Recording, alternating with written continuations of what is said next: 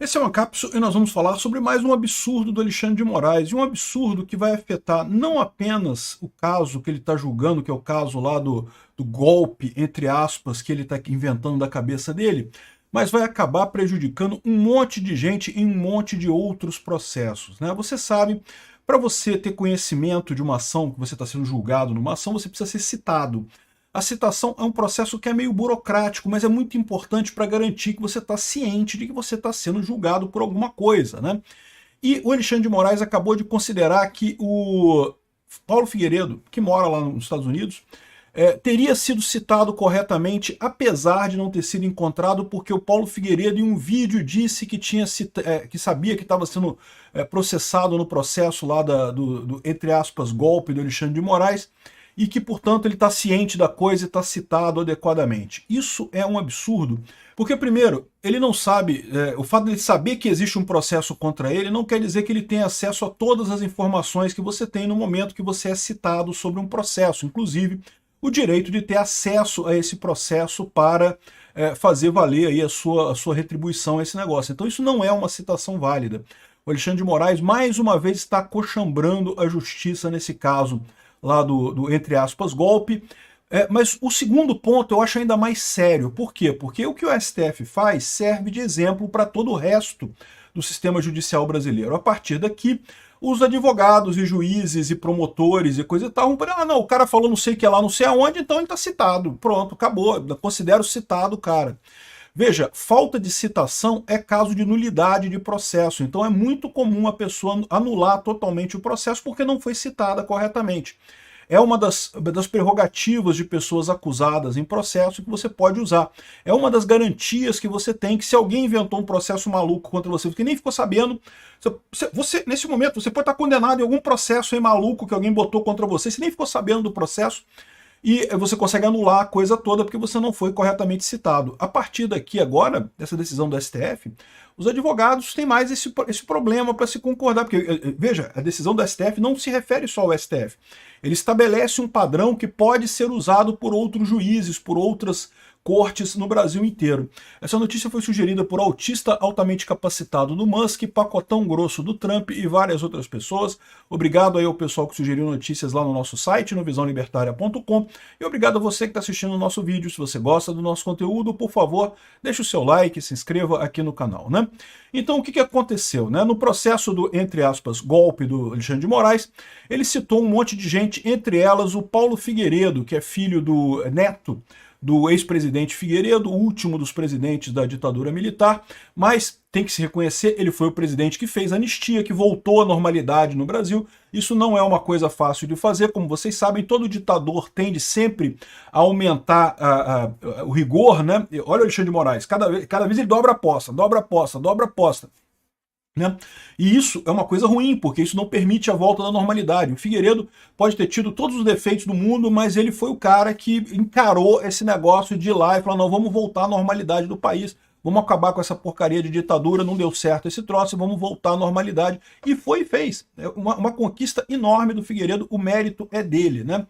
E o Paulo Figueiredo se tornou um jornalista, um comentarista muito interessante, né? Falou várias coisas Aí ele foi acusado, o Paulo Figueiredo foi acusado de ter incentivado os atos do 8 de janeiro porque ele estava como comentarista num programa da Jovem Pan narrando coisas. Não consta nenhum ato de incentivo dele ao que o pessoal estava fazendo lá. Ao contrário, muitas reprimendas. Então, mais uma vez, o caso do Paulo Figueiredo é mais um caso absurdo dessa perseguição do Alexandre de Moraes contra pessoas da direita de forma totalmente aleatória, porque não tem nada que indique que ele fez parte de qualquer coisa, né? Você comentar sobre o que está acontecendo não quer dizer que você concorde com aquilo que está acontecendo.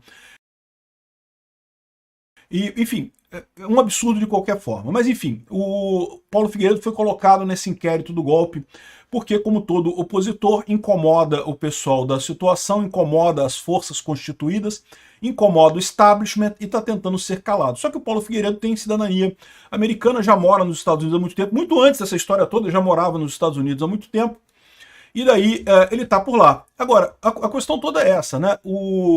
o Alexandre de Moraes tentou citar o Paulo Figueiredo.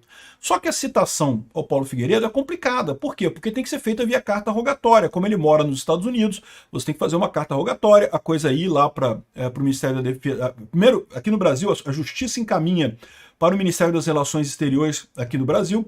O Ministério das Relações Exteriores do Brasil manda para o Ministério das Relações Exteriores dos Estados Unidos. O Ministério das Relações Exteriores dos Estados Unidos manda para o Ministério da Justiça dos Estados Unidos. Então seria daqui, na verdade, daqui iria para o Ministério da Justiça, para o Lewandowski, depois para o Celso Vieira, que é o ministro das Relações Exteriores, depois iria para o Marco Rubio, depois essa carta iria do Marco Rubio para Pam Bondi, que é a ministra da Justiça lá dos Estados Unidos, e aí de lá, ela, se tiver tudo de acordo, tiver tudo certinho, ela faria a citação ao Paulo Figueiredo. Existe processo para isso, não tem nada de errado nisso daí, só que é um processo lento, é um processo que leva muito tempo, né? O Alexandre de Moraes, vocês sabem, está numa corrida contra o tempo. Ele quer condenar Bolsonaro a todo custo, porque ele sabe que não tem mais muito tempo para fazer isso. Esse caso dele é um caso absolutamente injusto, que não tem absolutamente nada de nada, e à medida que forem chegando as eleições de 2026, esse caso desmorona completamente. Então ele quer correria, e daí ele optou por fazer uma citação por edital.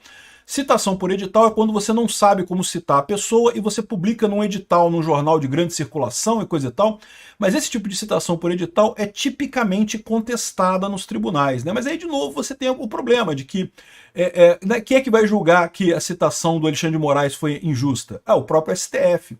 O que você acha que o STF vai julgar dessa citação do Alexandre de Moraes, né?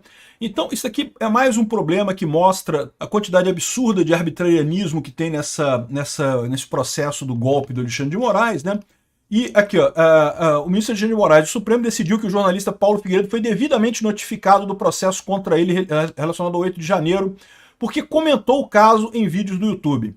Embora o jornalista viva fora do Brasil e não tenha recebido a denúncia formalmente, Moraes entendeu que as postagens demonstram que ele tem ciência inequívoca das acusações e por isso a notificação por edital foi válida, né?